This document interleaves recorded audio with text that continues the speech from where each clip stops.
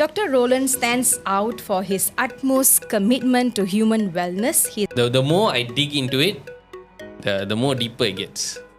Anyone can ask you, your mom can ask you, your friend can ask you, have you eaten, right? But there is no spice up in the relationship. Can she fall into the attention of the 20% of men who we define as successful men? The answer is no. Feel ni nothing pancreatic cancer. Bersama saya Dr. Roland Victor. Satu benda yang one of the worst stress can happen bila you makan tak sedap. Doktor, saya punya culture kena makan nasi. Zaman moden. That every second of your life you either earn or learn. Batu Medic Show. Hello, everybody. Welcome to Manifestation Theory, our amazing podcast show. And this show intended to showcase to you wonderful people, successful stories for you to apply in your manifestation journey. And today we are so honored to have our wonderful guest, Dr. Roland Victor from Sky Clinic. Dr. Roland is not only a medical doctor, he is also a remarkable influencer in Malaysia, guys. As a general practitioner with interest in hormones, particularly in men's health, he brings a wealth of knowledge and also created a greater impact in people's life. After completing his medical degree, Dr. Roland pursued a master's in public healthcare management, further expanding his expertise. With over 15 years of experience in both government and private practice in Malaysia, he has established himself as a leading figure in the field of health and wellness. Currently, he serves as the key resident medical doctor at KL Sky Clinic, Kuala Lumpur's first ever lifestyle and wellness clinic. Dr. Roland stands out for his utmost commitment to human wellness. He is an advocate of lifestyle-based wellness for individuals. His approach focuses on natural and sustainable health practices, bringing significant transformation in humans' lives. And we are so proud and honored, like I said, and so excited to welcome Dr. Roland today. What's up? Hello, how are y'all? We are doing Been a great, long time doctor. since we met, a couple of months, I guess. Yes, it has Time been long. flies, right? Actually. It's How about quite So you? it's nice to know that you also have a podcast. Thanks inspired to from you. Thank you. I Thank think the moment you first invited Mangala into the podcast, so then the idea came to us. Why not we start with ours? Actually, That's good. I think we need to have that different kind of dynamics. Yeah, And- you and- brought in visibility for us. Like after that, people recognized us a lot, and then we have also called from another person for a podcast, and Good. then we realized like, okay, we should. do Nice, it. nice. Thank you so much. For Welcome. that. Yeah, and you wanted to share about our first meet. yeah. I mean, like it was a great experience and honor to meet you guys in the KL Sky Clinic, and also it was a very curious thing. That's the time we were like wondering where is this kind of like-minded people in our life In And the then- sky. In the sky, sky. yes. so you guys have invited us, and then there was a very great conversation which we had while we were going through our journey, and also we were feeling kind of like, oh, why are we only having this kind of ideas, and where are those kind of people? So that has manifested us, and also you have came into our life, and you have made a greater impact to our life as well, like to bring us into your clinic, and then we were helping your patients, and also it did made a lot of difference in those No. people's lives as Great. well. Yeah. Great to hear that. Yes, and we would like to share this, guys. We was thinking like only us speaking this language, which is like speaking about how emotional health is affecting physical health and everything. Then when we hear from them, it was like a validation for us, as well as we felt like there are so many things unspoken. And today we would like to really share about it to all of you, right? That goes to my first question, which is like, how do you think emotional blocks is creating issues physiologically, especially the common one that we see in intimacy issue, which is like PCOS in women, vaginismus, and also erectile dysfunction in men. So tell us about it based on your experience. So, being a general practitioner with special interest in hormones and lifestyle, we of course first begin looking at symptoms and diagnosis, and you see today's modern medicine is always based on let's get you into a blood test, let's get you into a machine, but not actually expand that conversation with the patient and give the patient to actually be grilled by us sometimes. I'll say like, I'm going to ask you the hard questions, or I'm going to guide you through this series of question and answers that actually gets me to a certain point where I feel that, look, it's beyond what I'm just going to get you on a blood work and or maybe send you for an ultrasound or CT scan and see whether we pick something up. That's why I started digging and said, hey, look, there's a lot of components that the frontline medicine is not seeing, which is the psychological perspective, the emotional compass of medicine. And as I started exploring in hormones, right, I think decently the past 12 years lah. And that ventured into like looking into men's health, females' health, reproductive, and of course there is a segment of sexual health inside that. Then I started looking into like, hey, there's something we're not seeing enough, or there's not something discussed in length, which is the psychological perspective. And then I started digging into this psychoendocrinology stuff and said like, wow, why are we not looking at this? Why are we not looking into this emotional position, whether there is regression, whether there's trauma, whether there's anxiety, whether there's even some misunderstandings that are in the relationship that is actually leading to all of these issues. And I started exploring that more and more, and I realized that, look, there is a component of emotional impact on the situation of vaginismus. I think you mentioned that many times on a personal capacity. You mentioned that, and then we look at ED.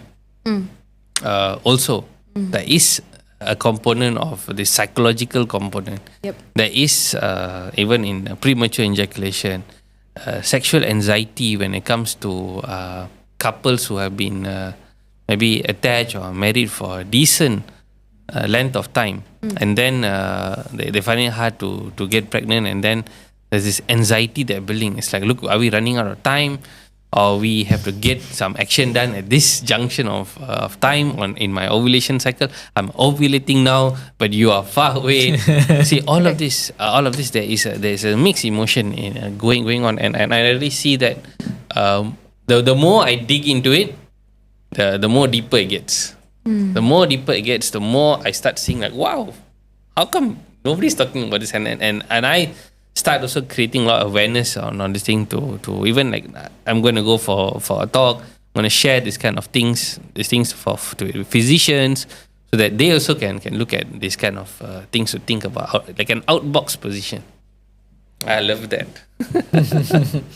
Yeah, because we saw in our common pattern, we saw how is it manifesting, especially PCOS manifesting for those people who is having passive anger within themselves. So it's manifesting into a PCOS, and then the vaginismus is more of like a anger they have outside, and the anxiety they have within inside, that they closing their self because of the domestic violence they had been through with their father and stuff, and then eventually it's manifests into vaginismus.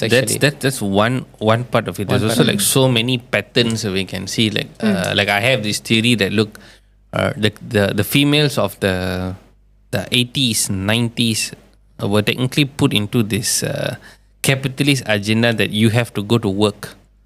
In order to be successful, that you have to be in the job market, not like you have to be a mother, a wife, maybe a guide or assisting your elderly parents. Yeah. No, this thing is not. Look, that's all not important. The success of female, the yardstick is now like how fast you can climb that corporate ladder, or how fast you can go and venture into business and be successful.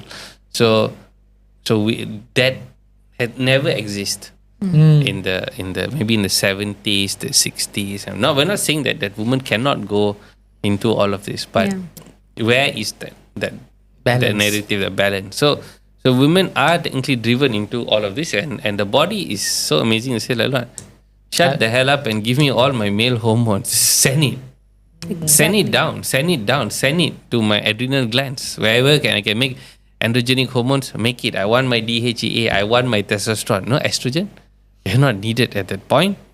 We can work with testosterone because it's going to give me that male repo. Like if I don't have period, wouldn't it be better? I wouldn't have a cascade of deranged emotion, which Those I might 3 happen. days where I Exactly, won't be and I going- don't have cramps. I don't have this. I don't have that. Look, I can operate like a male. I can work until late night. So that's what the corporate world would want you to do. Answer emails at 11:59 at night. It's not only corporate ladder. They people are entrepreneurs as well. They wanted to make sure that the business is going to be successful, and what they put all the effort inside, but then they don't really see what is that effort is manifesting into the value in life, right? So they don't really see the value actually. So they just work, and You they see, the don't value pause now is just in digits and numbers. See, the value of a successful person is not evaluated on based on how he or she perceived in the public, how they maybe establish a family or a union or a relationship, or whether the relationship is past or current or future. They're not seeing that. They're not Yeah. seeing that. They're just seeing like, look, if it can be recorded in a physical number or in the bank, or maybe I get a pangkat of Dato Tan Sri title, I am considered as successful.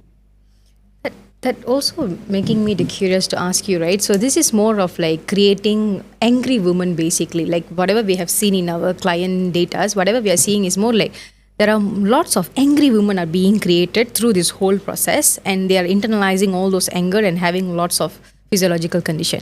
On the other hand, it also creating a lot of sad men deep inside. They are grieving. They are so sad. How do you think that is affecting them in their health? What are they going through? Okay, so a very good question, and this the mismatch lah. This is where like let's say like you look at it as an angry kind of thing. I think I don't want to use the word angry. I think see females are technically built on this maternal instinct drive. Okay, so when you reach some form of like monarchy, and if you look 100 years ago, of course we had like grandparents who were married at the age of 13, 14, 16. yeah. Okay, but then the greatest question I ask is, why did the biology of a human being got the introduction of the first monarchy or the first period cycle at that given point? It didn't. That means that the body actually showed a form of maturity, that this flower is like sexually available at that point, or even in males maybe a bit later by a year or two, maybe 15 to 17 is the decent amount of maturity, and maybe spermatogenesis, and they have their response, the biological, the Yeah. physical, secondary sexual characteristics, everything Will appear. start to develop. But it was all normal 100 years ago.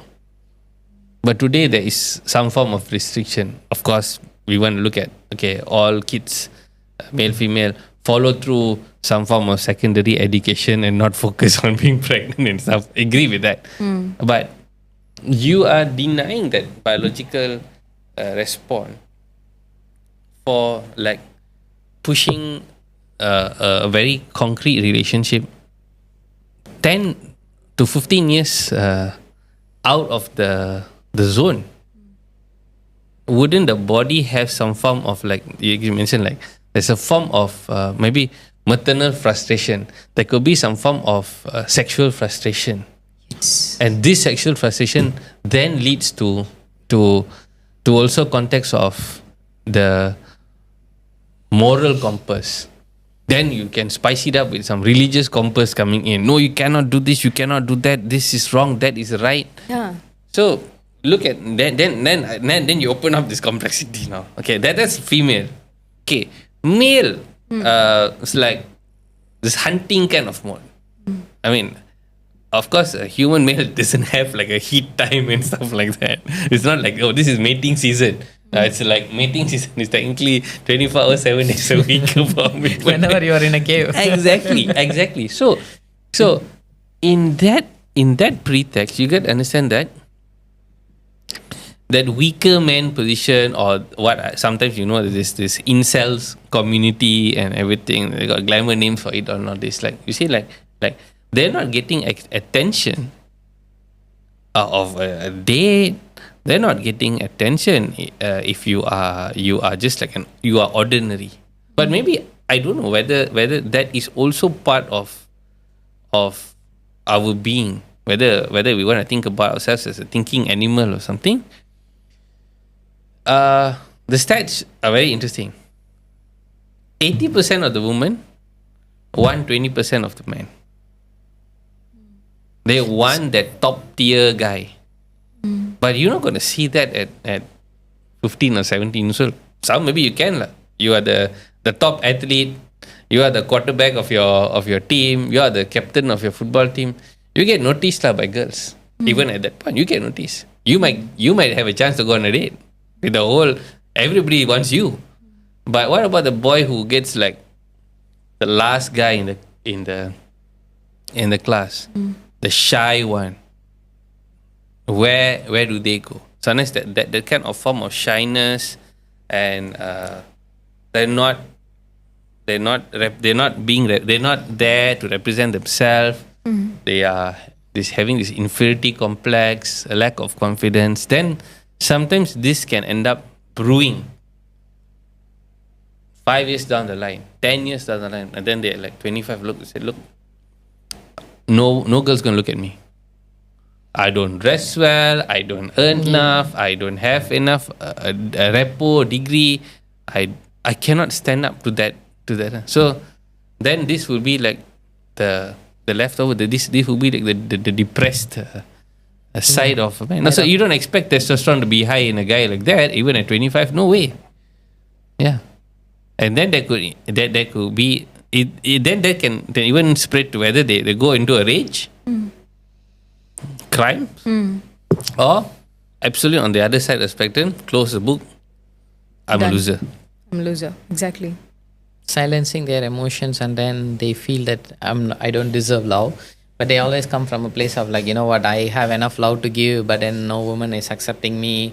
So they will only speak it with themselves or with this is creating a connections with the men circle. They are always only discussing among them. There is no connection with another woman to express them.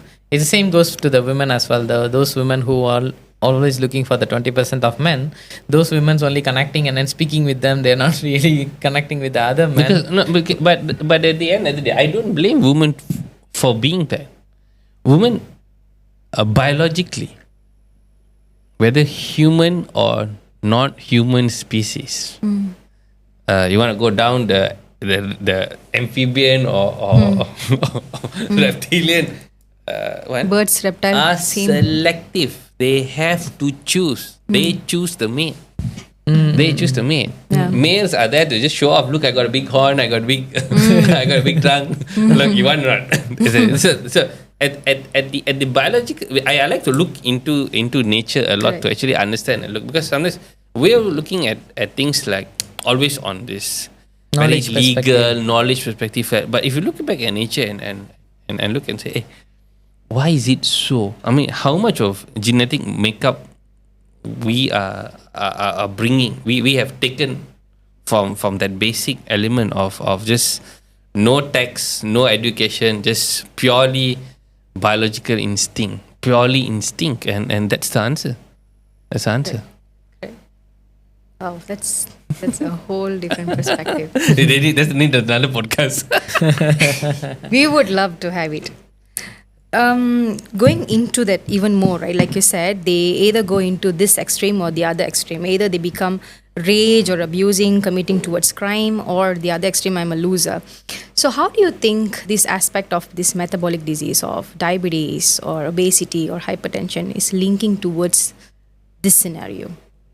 Okay, so if you look into we go down that realm, it's very simple. If you're going to be not in public, you're not going to put yourself out there. You're not going to hunt, and you're going to sit down in the cave alone. No man's not going to be like, look, if you're going to sit there, lah. You're not coming out with the boys. It's like men, like it's like a repo kind of thing. You need to earn your stripes. Or I always said in Malay, you need to earn your baku. Okay, you need to earn your stripes. Look, that is when you get that reputation. No guy, I give a very good analogy. No guy walks into the gym, underweight, skinny as hell. The guys in the gym who has been there for the past 10 years are going to look at you. No. The first thing you're going to show is you're going to show that even if for at least for 1 year, you show up every time and they observe, oh, this guy is coming. Only then they will probably come say, you want to train or not? It'll probably take like 1 year. They won't even come to you. They won't even want to shake your hand. It's like, you know what? Screw you, stay there. You're not ready yet for the big boys. That's how males work. And it's a fact. So when you look at this, metabolic syndrome, yeah, you're going to sit down at home, not eat, no skill, mother's boy maybe, best scenario. He's got food's coming, you know, you're all alone. And imagine if you're going to college, you're going to university and stuff like that, you just be on by yourself. So depressed, comfort food, high sugar, high carbs, high salt, it's going to keep you comfort, high sweet drinks and canned drinks and stuff, stay at home. And that happens, the metabolic syndrome goes whack. And it's like, you start to understand like that being in that cave, it's not like a pause. It's like being in the cave and now digging another ravine down and going down the cave is going deeper and deeper underground. Oh, so it's kind of like they are in the underground of the cave, not in the cave. Basement of the cave. Exactly. Cave like basement. So it's like look, it's even worse. Or maybe if we look at the Thai analogy, they got the cave, then suddenly the rain comes, they get drowned. Oh, So it's like another problem comes in. Look, you stay there. Look, when With this kind of state, they go and try to treat themselves, taking up pills, women and men, right? They're taking up pills, a lot of pills to try to regulate themselves, but it's leading to somewhere else. So what do you think is the side effects is happening right now? you see, if you want to look at least they're going to seek therapy, right? I would say like yes, there's some people who are really very depressed to a certain point that look, I think they might need some form of medical intervention, whether it's going to be prescription medication or some herbs. I mean, it's not wrong, but I think again, it also comes back to the therapy pattern itself. It's like, okay, what's going to be the approach? Because I think what's lacking in STEM is the like a multiple module where there is some form of congregation of experts. It's not like I'm going to leave it to Roland or going to leave it to one psychiatrist and no, it cannot. I can't. I don't have. I would not have the enough skill to juggle it. Yeah, we need to have like sort of like a set of guys who's looking at this is what we need to plan doing. But the issue now comes in that the cost. Are you expecting someone who is in this situation can spend that much of money to get that much of experts to come in to help? That's a big problem. There is not enough funds, whether in government or private, of course lah, or non NGO perspective to come in and say, look, we can throw 5 experts on you. Nah, take it. We want to pull you out from this cave. That's a big thing. You see, if you have someone who is like, so that's the part of it which you are talking about, the people who are depressed. What about the people who are anxious? Because those people will be always there in the market. They wanted to spend more, and then they are taking more medications, and then they are keep on consuming more medications, but then they are not aligning their being, as you said. They're not really aligning. I've seen their some flower. weird treatment for their body weight and everything. They insert balloon so that they don't eat, they starve, and all these things are happening, right? So we felt like, where are they actually leading to? What is this anxiousness is actually leading them to go into a place of... So that's another side effect, right? This side is the depressive side effect, which is we cannot help them because we don't have enough money. But then there's people who has enough money, but then they have a side effect, which is like they keep hurting their body and wellness. Feels right? like they're Yeah, tapping. see again that brings to like this multidisciplinary approach. If we have example, if you see like you see when you mention about the balloon or any other therapy like the famous new ones like Ozempic and stuff. Okay. Okay, so let's just give an example. A female, 28 years old, maybe has an accounting degree or masters or professional qualification like ACCA. She worked like 4 years slogged into the big four just to get that. Oh, I've got that big four on my tag, and now she's out. But she's now 100 kgs. You know what? Everybody's gonna walk out and tell her, "Look, you got all of this degree. Now you got cash. You can buy one house. You got a decent, very solid income. Time to get married." Of course, she knows maybe it's the time, but what's a fallback now? Can she fall into the attention of the 20% of men who we define as successful men? The answer is no. She knows no. What's she going to do? She wants a quick fix. For her, time sensitive. Then her option will be, okay, let's search which clinic can fix my problem. Quickly. Okay? Fix my problem. So you go in, you just go in, your objective is, I want to lose weight. Okay. I don't want to sacrifice my opportunity in business or entrepreneurship. I'm a chartered accountant. I want to do all of this. I can work until 10 o'clock at night because I'm 28. Or 12 o'clock. I can even take meetings at night. I can work for another time zone. The boss says, tell me jump how high. She will jump. But I want this thing fixed. So, of course, the offer card on the table, oh yeah, we have this balloon. We have this injectable. We have this. We just take. Suctions. Yeah, you can go for surgery. You can go for all of this because see, all of these products are deemed legal. There's also another perspective. Hey, who's I can use? These people are professional people. They can insert for me. They can do liposuction. They can do this. They can do that. So I would not say like, look, we can't. I would not say you can't do it. There of course significant tests and success stories and risk over benefit over risk in this kind of procedure. But there's also another thing that I think through this process, there's a need for understanding, okay, what happens after this? Now if you lose 20 kgs or 30 kgs in the next 1 year, you'll be 29. Are you going to be happy or not? Are you going to promise yourself some form of discipline? That is not just by eating and everything, but how you organize yourself. Because you're doing this for the next journey. Doing this for now, like going into that relationship market and seeing whether if I go out there, I will find a sort of a male penguin partner there, out there who is and will be attracted to me and to whatever I bring to the table at that point. Is it fair for her or wrong? I think it's still fair. But at the same time, there's also need to have also that form of like example like what you all do and coaches do that. Look, once you lose that weight, now how you going to install the discipline?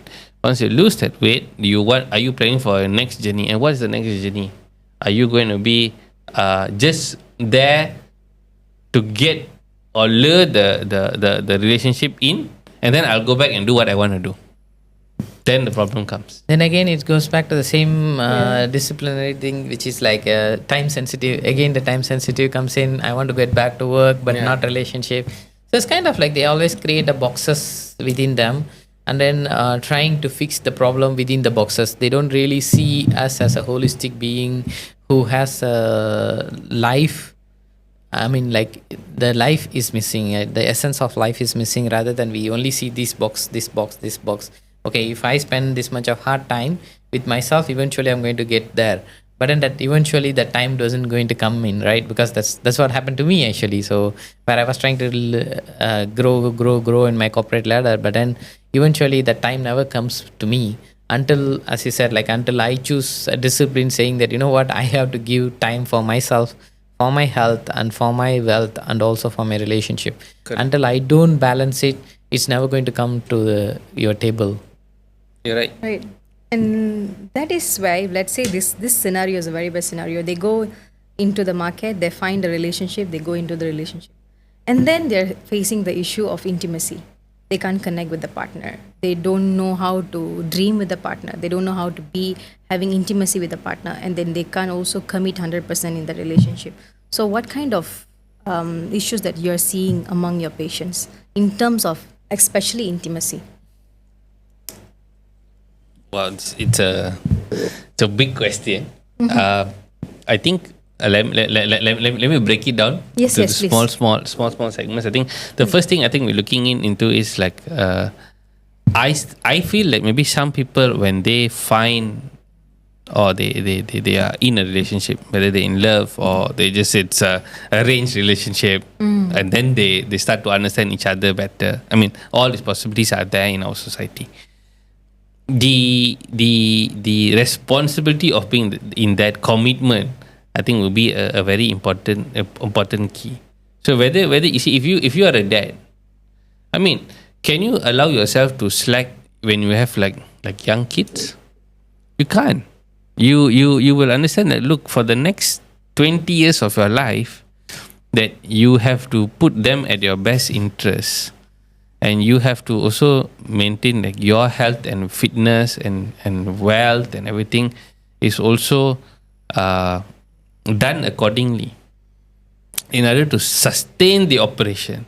But if you are having kids for 30 years old, 40 years old, that they are taking care of you, it's a different scenario at that point. So same goes even in the relationship. So I mean, like, if we allow our partners to slack, whether male or female, and then put the blame on you have ED, or you have PE, or you have a female has no libido. Maybe vaginismus might be an early onset of things, but that can be sorted out. So many therapies and things be done.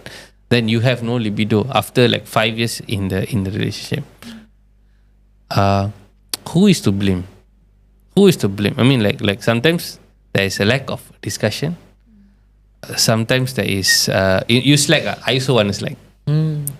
So then you lose the flame. You lose the flame. There's no spice element. I mean, I use this a lot with my patients, like especially some couples who come in, and there is some form of either sexual issue or I think just take with sexual issue. So what happens is you start asking them like, look, how often you all are intimate, or whether you are in a long distance relationship, or you are too busy with work, or it's just like it's a rat race. You chase, sail, or business deal. You're traveling here, traveling there. I have to be working in Singapore, and then my wife is in Ipoh, and I only come back like once a month. What are you expecting? You're expecting like the wife expecting like he's coming in with no pads from Joby to KL? No, it's like not like that. It's not like that. The guy is stressed, traveling at 100 kilometers per hour right to Ipoh by car. You think his sympathetic system is on a drive? Of course. Then you expect, why you cannot perform? I've been waiting for you so long for the past 5 hours thinking about you, fantasizing about you, and he's not up. And then just straight away he comes back just for a couple of days, and then what happens is like, oh, you know what, I think are you having an affair in Ipoh? Yeah. So these kind of statements also makes the water even more murkier. I think the affair has been a oversold concept, because I mean, like, It's an easy towel to throw in. yeah, it's easy towel to throw in, and also it's easy for the others who can get benefit out of it, right? So that is the one thing which we see common in our therapy. Do as you well. think? Do you all think that that's an easy victim card? So easy victim. Just throw this. Yeah, I mean, But- like what we saw this victim card is that they will have all this while they will have this separation issue. They will never get They never intimate. They talk will never about have it. a spice up in their relationship. So the moment suddenly some person enters into their life, then they will find that victim card, and then they will want to. Basically, they wanted to escape from the relationship for so long. But just to blame the other But person. this one trigger, they were waiting until the point it happens. After that, they throw the card and then say that, you know what, you have an affair, you're not worthy of a being, and then they just wanted to slip away from that, right? So as I said, it's right. Actually, basically, we are not looking at our relationship as an spice up experience, rather than we always coming from a place of responsibility and commitment, and then attention, time. I mean, like, it's just that every time when you ask them, like, have you eaten, that is a very big thing. But it's not actually. Relationship is beyond that. Anyone can ask you, your mom can ask you, your friend can ask you, have you eaten, right? But there is no spice up in the relationship. So what kind of things will happen when there is no spice up in relationship? What kind of hormonal imbalance will be happening for this male I and think female?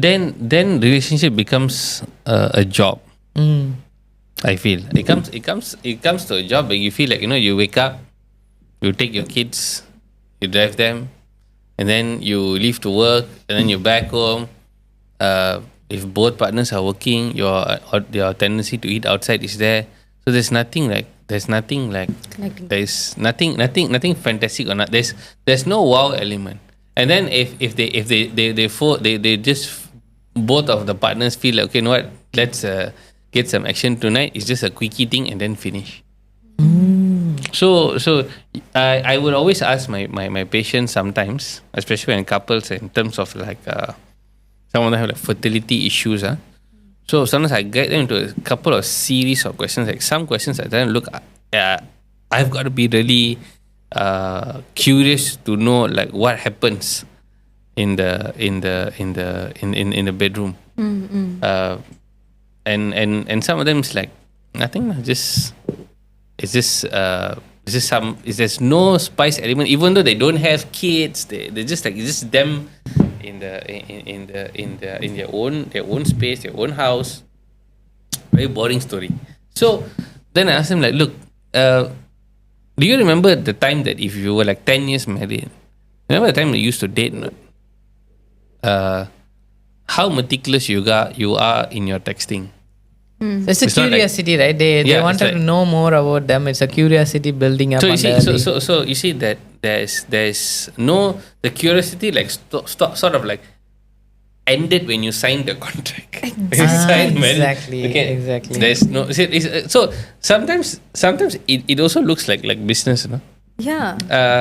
because you see sometimes when you engage a service, right, it also looks at the service provider like, how do they do that tango dance with you? I mean, do they want to explore more business, more opportunity, or they want to understand, they want to see like how they can make you better, or they want to look at like self-improvement, or look, you know what, I signed for this, I just want this only. I don't want anything else. Beyond that. Yeah, so that is also a problem on this spice element. So there's no tax, there's no surprise element which sometimes like women look forward to. The guys are always like, you know what, here, this room, that's it. Nothing else. There's no like build up kind of thing. But the days when you were dating, it was so different. So why that element was like, you're so eager to see each other. There's like, you want to like treat, no, I'm cooking something at home for you tonight, surprise. It's a Yeah, I date think- night like that, even though we have like kids or something. So that element, I think I think you rightly pointed out about job it's becoming a culture, right? Even for the coaches, they only wake up after they are 35 years or 40 years old. That's when they are waking up, their life is miserable, right? Because they really don't have a plan.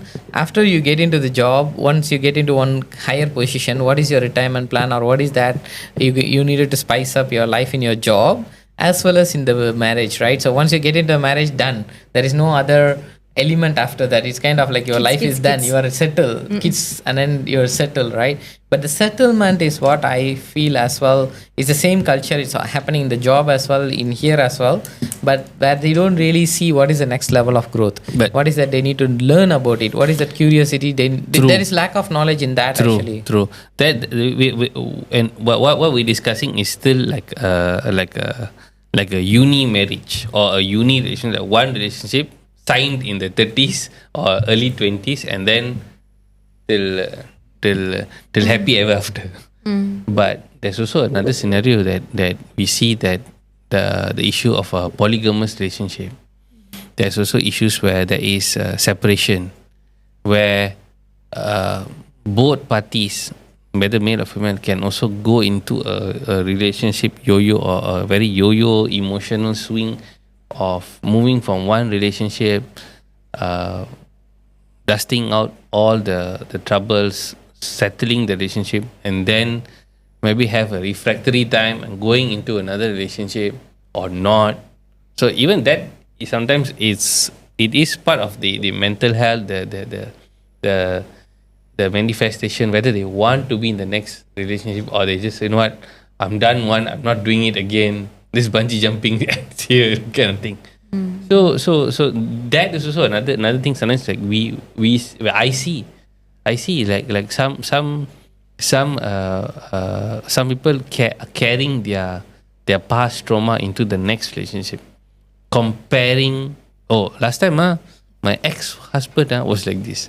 Last time my ex-wife was like this. So Exactly. So That that kinda- becomes their memorized emotions, right? They're not being a human being. That makes you think, like, are they always going for the same pattern of people that they want that same person replicated in another body? It's a physical body. They are seeing different context, but their energy body is just living the same thing over and over. Yeah. They're repeating Because again that's and what again. they like. I think we should explain about what is refractory period, right? It is nothing but your body's chemical will be working in the same pattern for such a long time, and then you want to repeat the pattern. It's like the going up and then coming down. down. Switch So- on. All the so- guilty emotion comes out. All the guilty chemicals, shameful chemicals Yes. will comes out, and that feels normalized to them.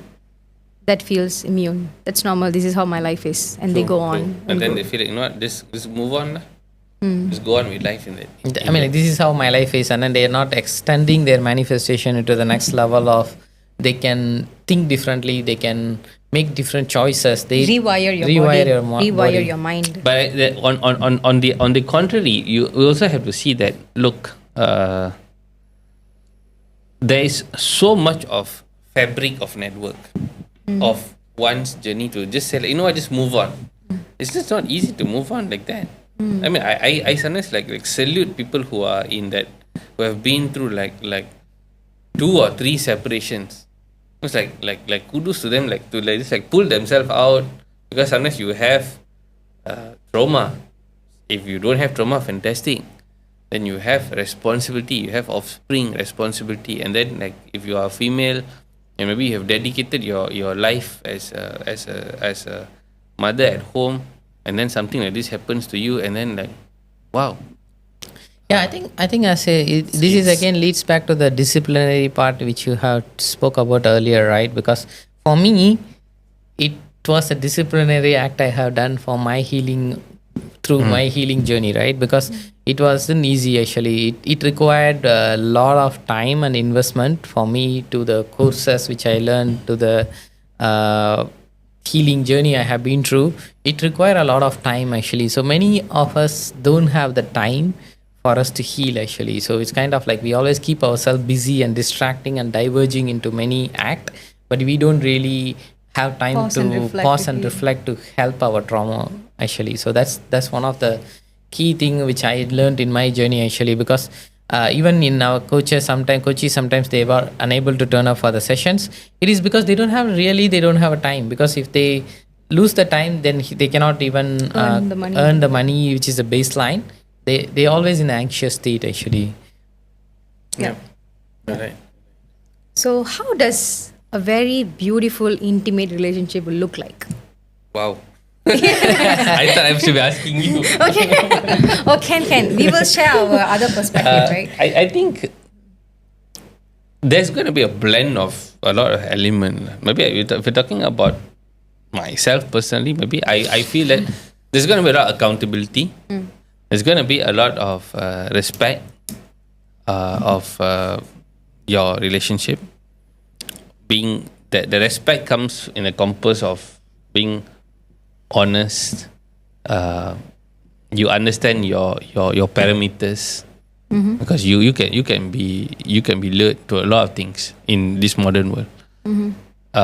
We're looking at that, keeping that. I think sometimes like sparking that memory.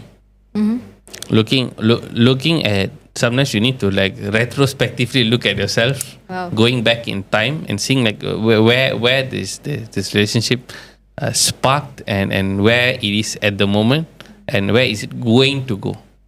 I think that brings some form of excitement, some form of there's hope.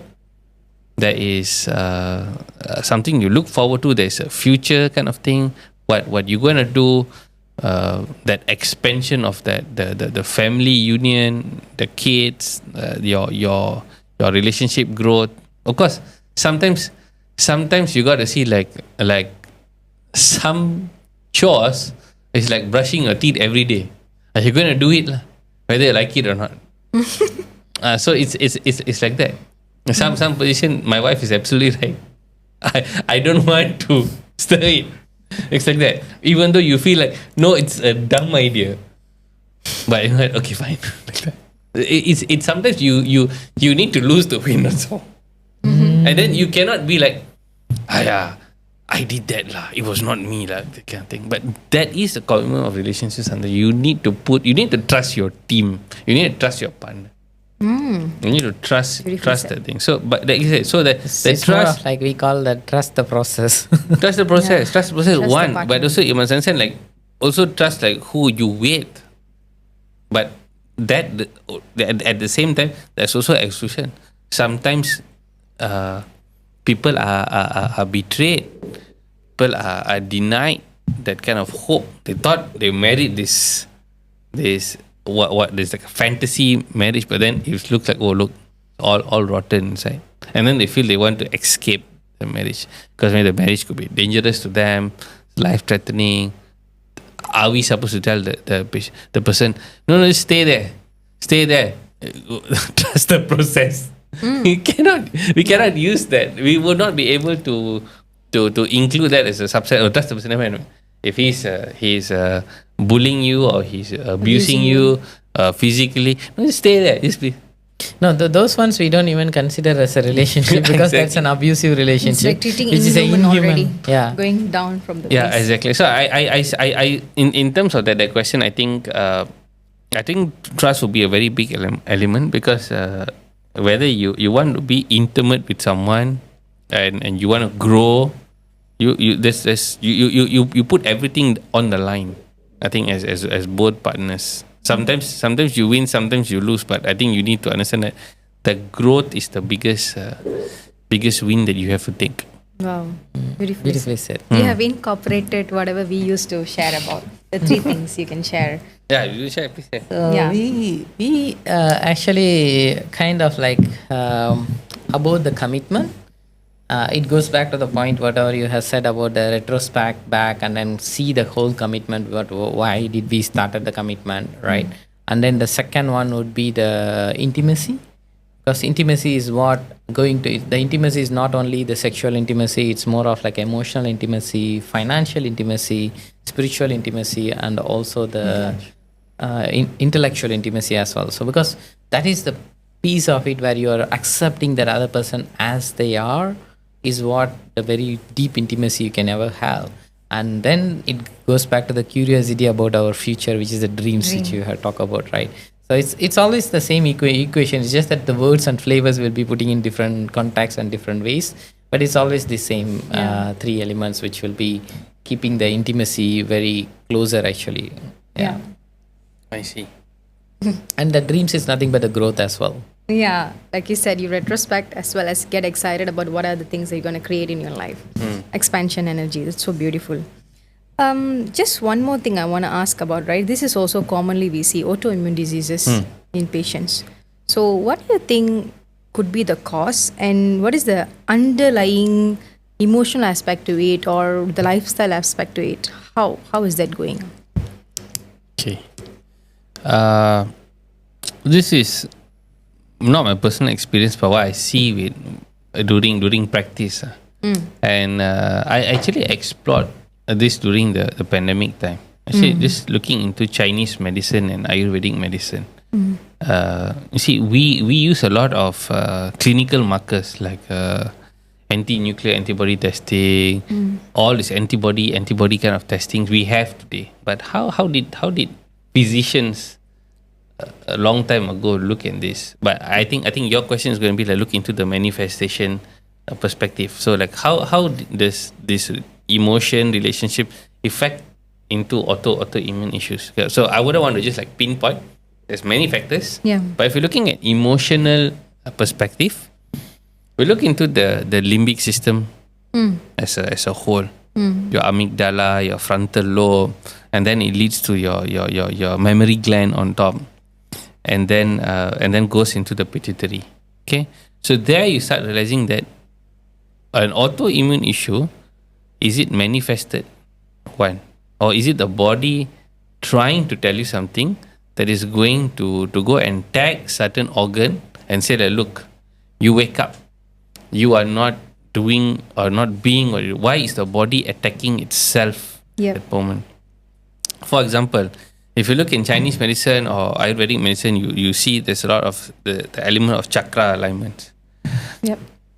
Head, people get heartburns and everything, but ancient physicians will look at it as look, your solar plexus is tight, you're having indigestion issues, you're having thing. Then you start digging, asking the patient, you have or not all of these kind of things? Do you have anything that you have not sorted?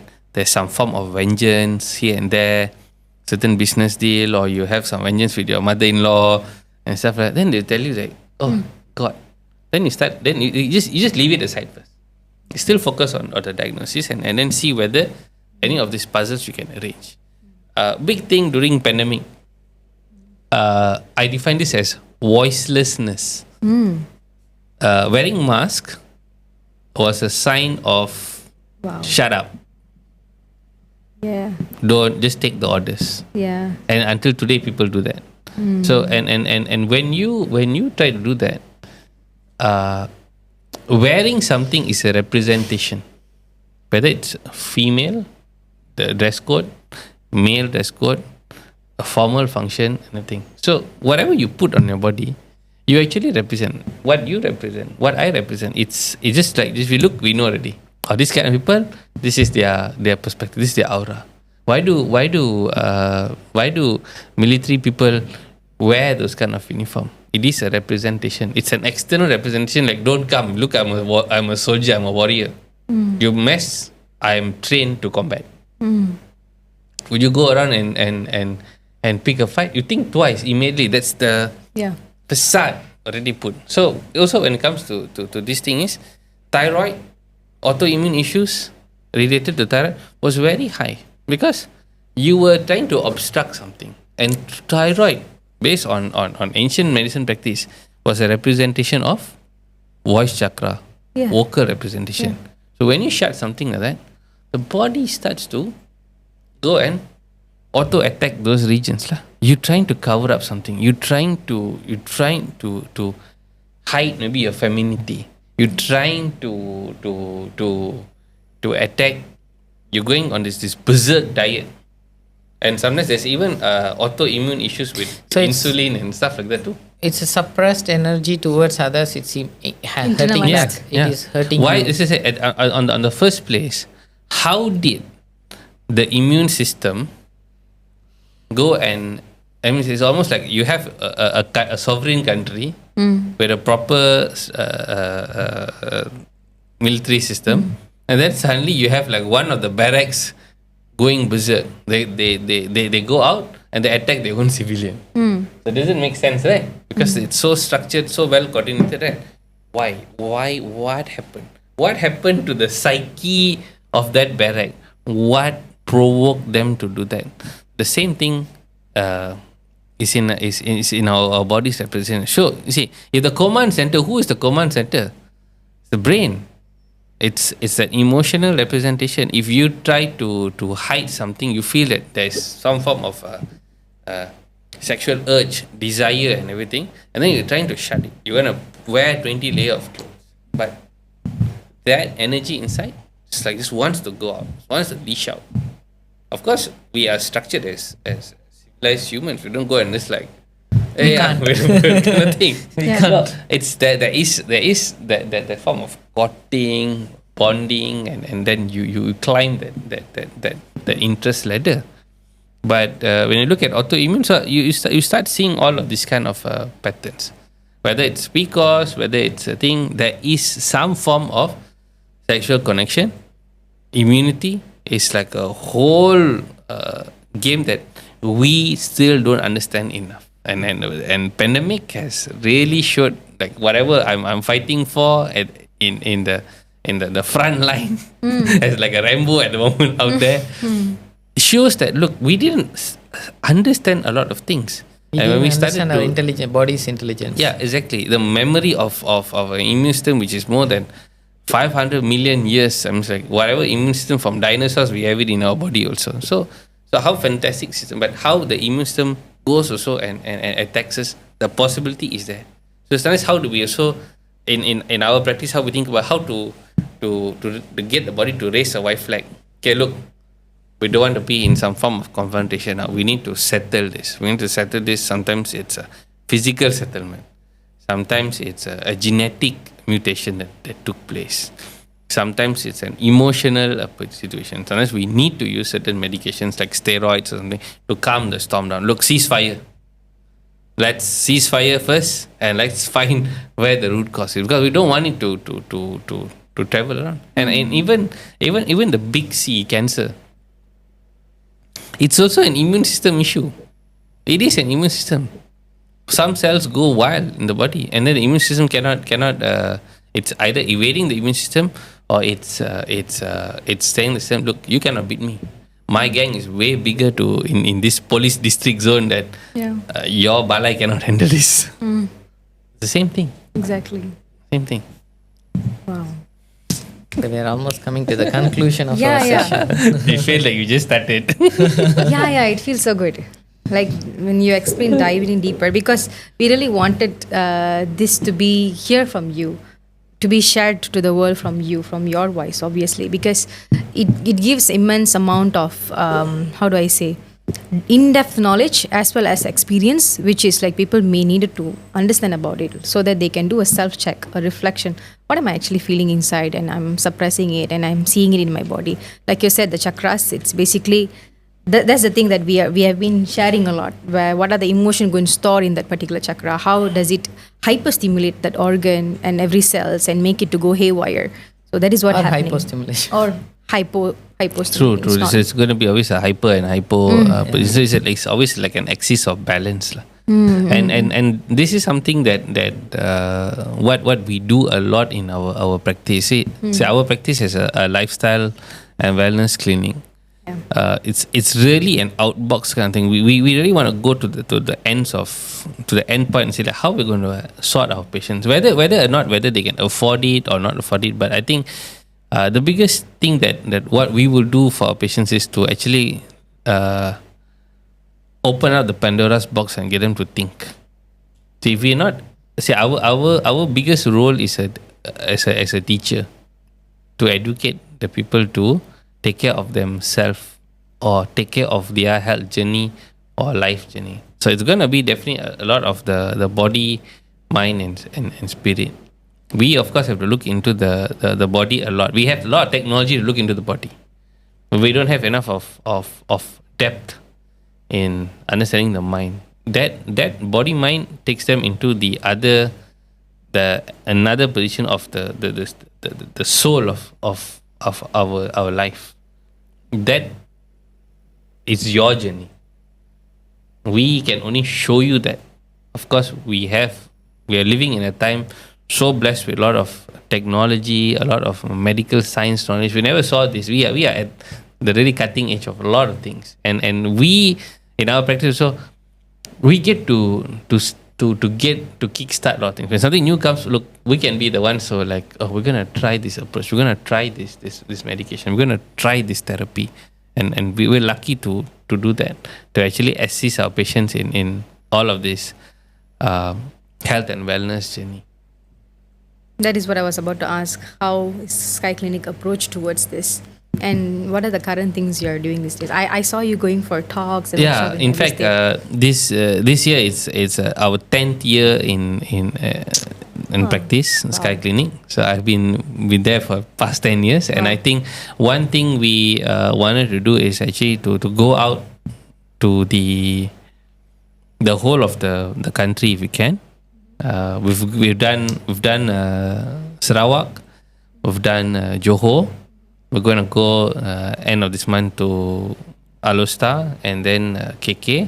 Then we plan to have a trip to the east coast of Peninsula. And we will do like the whole east coast within this couple of days. And then we will also look to have like a big one in KL. We're thinking about September, October this year to have like a mega event like that. So we might have like, maybe not one day is not enough. Yeah. to get people to understand. Sometimes some people are healthy, and then they think that no, I don't need any of things. So fine, it's they don't have any issues. They're happy with life, and maybe just their routine medical checkups are okay. But I think what we want, they need to be people. We need to educate people so they can educate more people. I think that's one. We can't duplicate ourselves. Myself, Dr. Sashi, are probably one of a kind, rare species around. Yes, you guys are. rare species of physicians. But yeah, that's our medical journey that we're taking on. Beautiful. Thank you so much for doing what you're doing. Welcome. Lots of love and respect for both of you for doing this. Thank you. And we are looking forward for the KL event actually. Oh, great. We would want Great. to share it to our people. Sure. Community of people. It's a very, very interesting because I always tell people KL is our home ground. Our home ground. Okay? So what we're doing is we're actually going away. We're going away to other states to actually get them to understand the new things. I mean, of course, some people have medical issues. They get to speak to us. We always spend like almost like a day. We even have like an after event kind of thing, chit chat session, certain hot topics. We won't also like, I talk a lot about like I like to use my experience in healthcare management and look, okay, what's going to happen next? What we're looking in the next 5 years, 10 years into health system. What you going to anticipate? What you need to prepare? Because when it comes, you can say, oh, it came, I don't know what to do. We have learned a lot in the past few years. A lot of things have been covered. A lot of things have been discussed. It's constantly evolving. People are beginning to be a bit more serious in terms of taking care of their health. In terms of whether it's a current situation, longevity, emotion. People are exploring. They never explored maybe like mental health therapies before. It was not available. But now this segment is also growing. People are looking to seek help. People are there like searching, yearning for this kind of therapies. And they know that even though they have sat with many physicians, hundreds of blood tests, procedures and everything, but this was the thing that the physicians were not like, hey, I think you need to look into the mental health, or the physician need to help. You know what, just let me buy you coffee and have a chit chat with you as a regular. I'm not the doctor, you are not the patient, and just have a they have a casual lack of conversation. time as well. It's because of the supply versus demand, right? I know, that's a big problem. They have a lack of time also because as you said, those days when I go to my doctors, they have a lot of time to chit chat. But these days we don't have a lot of time to chit chat because of the lack of time actually. So I think to fix that problem, we need to get younger people healthier fast. Uh-huh. We need to because it's much more easy to to settle the small fires quickly, and then they have to be like a demarcation. They look, we sought the younger generation, the ones that we are now having a lot of serious firefighting. We have to send in the experts too. Yeah, I think that's the same vision we also had. We went and explored the older people and also the very early age young people. Millennials. Millennials, it's not helping them. Rather, if you impact the Gen Zs? not Gen Zs, the people who are getting into a relationship, Yeah. we wanted to help them so that the next relationship is going to get better and better. So actually, so that's a vision also connecting us actually. Yeah. We can break some cycle and provide a beautiful space to nurture themselves and live their life. Understand? Yeah. Nice. Thank you so much. You're most welcome. And thank you so much for this whole episode. And also, we would highly recommend you guys to go for the wellness based thinking and also healing, right? Yeah. And that is going to help you in long term. It's not going to only fix your problem temporarily, it's going to help you in long term, and it's going to shift your life with a transformation journey and also manifestation journey, right? And if you guys needed any help, you guys can always reach out to us actually. So we're having actually a collaboration since 2 years. Yeah. And it's great, doctor, and thank you so much for us for helping us. And we were able to help those couples you have sent us as well, and also the individuals who needed help. We were able to help them as well, and they're seeing good results actually. Great. Thank you for seeing them also. Thank you so much. Welcome. Doctor. Thank you, everybody. See you on in next episode.